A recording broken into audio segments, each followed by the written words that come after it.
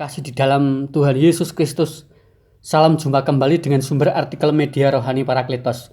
Pembacaan artikel rohani pada pagi hari ini dengan judul Rela Berkorban Part 2. Memberikan nyawanya bagi domba-dombanya.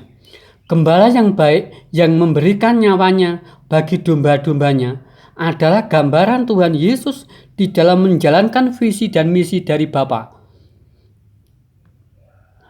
Untuk menderita sengsara di kayu salib untuk menebus dosa-dosa manusia. Tetapi sangat mudah mengetahui mana gembala yang baik dan mana seorang upahan. Kita akan melihat perbedaan seorang upahan dan pemilik domba dengan mendasarkan pada firman Tuhan di bawah ini. Sedangkan seorang upahan yang bukan gembala dan yang bukan pemilik domba-domba itu sendiri, ketika melihat serigala datang, meninggalkan domba-domba itu, lalu lari meninggalkan domba-domba itu, sehingga serigala itu menerkam dan mencerai-beraikan domba itu. Dengan mendasarkan ayat firman Tuhan di atas, kita akan melihat dan menginventarisasi ciri-ciri mereka yang bukan gembala atau hanya upahan saja. Ketika serigala datang meninggalkan domba-domba, lalu lari dan meninggalkan domba-domba itu. Menurut ayat di atas, seseorang bukan pemilik domba-domba atau seorang upahan, ketika serigala datang, mereka meninggalkan domba-domba tersebut.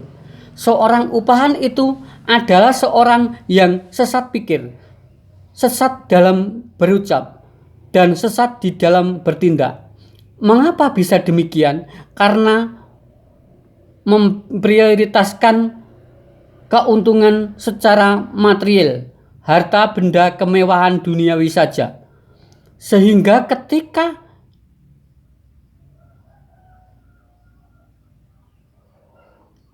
dihitung merugi, maka ia meninggalkan tugas dan tanggung jawab. Asal-usul dari mencari keuntungan diri sendiri adalah kepentingan diri atau individualistis yang bermuara pada keuntungan atau kepentingan daging. Sudah kita ketahui bersama bahwa keinginan daging itu salah satunya adalah hawa nafsu. Bicara hawa nafsu, definisinya sangat luas karena menyangkut berbagai kebutuhan dan keinginan manusia. Misalnya, nafsu serakah kebutuhan pangan, serakah kebutuhan pakaian, dan sebagainya. Bahkan serakah itu adalah keinginan yang lebih